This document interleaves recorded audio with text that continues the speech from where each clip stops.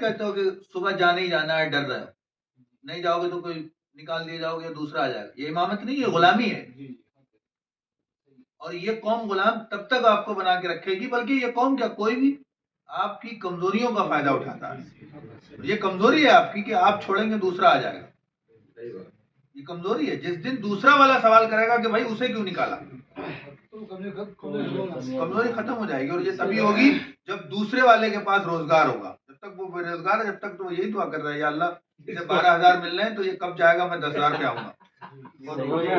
ہاں کم آ رہے ہیں، کم پہ آ رہے ہیں. یہ کیوں ہے؟ یہ صرف اسی لیے ہے کہ بے روزگار ہے، کوئی کاروبار نہیں، تجارت نہیں. جبکہ ہمارے تمام انبیاء اکرام، تمام ہمارے صحابہ اکرام، تمام ہمارے ائمہ اعظام سب روزگار کرتے. اب یہاں جو نیت مانے، نیت کی میں نے امام کے پیچھے تو اتنا پیچھے والی نیت مان لیتے ہیں، کب امام کیا کر رہا ہے یہی دیکھتے رہتے ہیں. ہر وقت پیچھے پڑے، ہر وقت.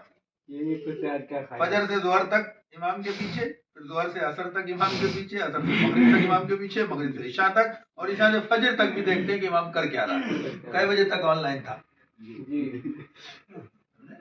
یہ تبھی دور ہوگا جب روزگار ہوگا.